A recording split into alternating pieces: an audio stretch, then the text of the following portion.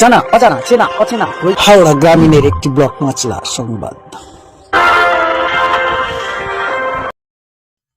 ভোটের আগে পশ্চিমবঙ্গ সরকারের পঞ্চায়েত বা ওয়ার্ডের পাড়া স্তরের প্রকল্পগুলি সম্পূর্ণ করতে ও নথিভুক্ত করতেই জোর কদমে কাজ চলছে। তারই মধ্যে অন্যতম সংযোজন যুবকদের মন জয় করতে যুবসাথী পঞ্চায়েতের অধীনে চলছে ফর্ম ফিল আপ। এ বিষয়ে আয়োজন ও অগ্রগতিতে সাড়া ফেলেছে গ্রামীণ হাওড়ার জগৎবল্লভপুর ব্লকের ও পাঁচলা বিধানসভা কেন্দ্রের অন্যতম পোলগোস্তিয়া গ্রাম পঞ্চায়েত। প্রথমেই বলি যে রাস্তাঘাট সম্পর্কে বলতে গেলে যে আমাদের 90% কাজ আমাদের মুখ্যমন্ত্রী করে দিয়েছে। পঞ্চায়েত কি করবে?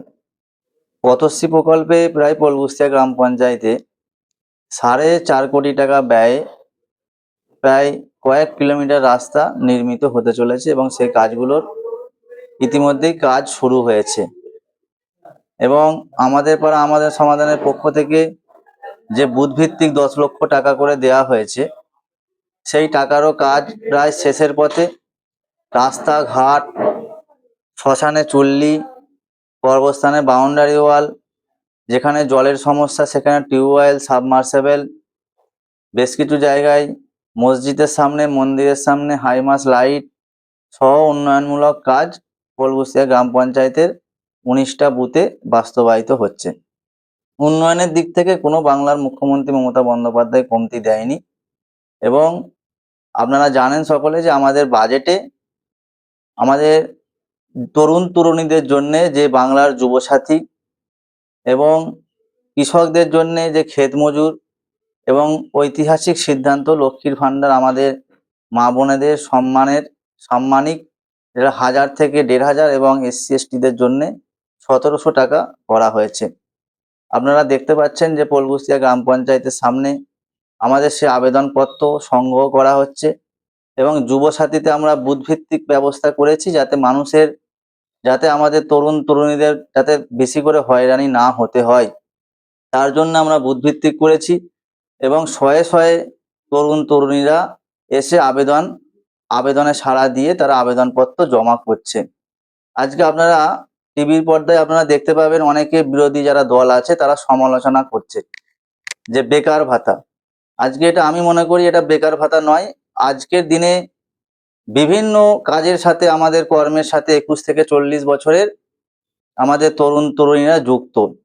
তাদের এই মাসের শেষে 1500 টাকা যে ঢুকবে, এটা তাদের একটা বাড়তি সুবিধা দেবে বলে মনে হয়। এতে আমাদের তরুণ প্রজন্ম এই সরকারের এই কর্মসূচিতে, এই প্রকল্পেতে অনেক খুশি।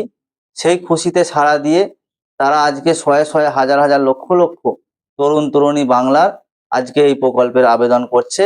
এবং আমাদের মুখ্যমন্ত্রী কথা দিয়েছেন 1 এপ্রিল থেকে সকলের ব্যাংক অ্যাকাউন্টে টাকা ঢুকবে। তার সাথে সাথে ক্ষেত মজুর থেকে শুরু করে আমাদের লক্ষ্মীর ভাণ্ডার যাদের নতুন, তারাও আবেদন করছে, তাদের আবেদনপত্র জমা নেওয়া হচ্ছে এবং বিভিন্ন প্রকল্প যাতে সঠিকভাবে আমাদের পোলগুস্তিয়া গ্রাম পঞ্চায়েতে বাস্তবায়িত হয়, পোলগুস্তিয়া গ্রাম পঞ্চায়েতের পুরো টিম এবং তিনি মাননীয় বিধায়ক জনাব গুলশান মল্লিক সাহেবের নির্দেশ মতো রোজ 2টো করে বুথ আমরা করছি। প্রায় পার ডে 200 করে ফর্ম জমা পড়ছে। এখনো পর্যন্ত আপনারা যদি দেখেন মোটামুটি 500-600 আবেদনপত্র জমা পড়েছে।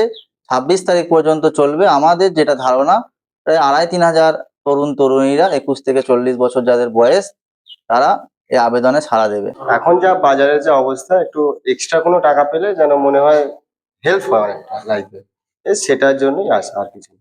সরকারের পক্ষ থেকে এই যে প্রকল্পটা বার করা হয়েছে, হ্যাঁ, অবশ্যই ভালো, অবশ্যই ভালো। নাম আমার নাম সুমন দলুই। সুমন দলুই, বাড়ি কোথায়? বাড়ি দিঘির পাড়, পারবস্তিয়া দিঘির পাড়। সেই যুবসাথী একটা ফর্ম দিয়েছিল মুখ্যমন্ত্রী মমতা বন্দ্যোপাধ্যায়, যেটা আমাদের জন্য যে যুবসাথী যুবক ছেলেদের জন্য দিয়েছিল, যারা ম্যাট্রিক পাস করেছে তাদের জন্য এই ফর্মটা ফিল আপ করতে দিয়েছিল, যে মাসের শেষে একটা 1500 টাকা অ্যামাউন্ট দেওয়া হবে। যেটা আমরা তো এমনিতেই মানে কাজ করি নর্মাল, তো এই টাকাটা মাসের শেষে আমাদের কিছু একটা কাজে লাগবে, সেই জন্যই আমরা আসছিলাম। এটা তো আমি মনে করি আমাদের যুবক ছেলেদের জন্য অনেকটাই মানে খুব ভালো কাজ। মাননীয় মুখ্যমন্ত্রী মমতা বন্দ্যোপাধ্যায় যে আমাদের যুবক ছেলেদের জন্য কিছু ভেবেছে, এটা আমাদের খুব গর্বের বিষয়। মাহফুজ আলী। কোথা থেকে এসছে? আমি পারগুচ্ছা দিঘির পার।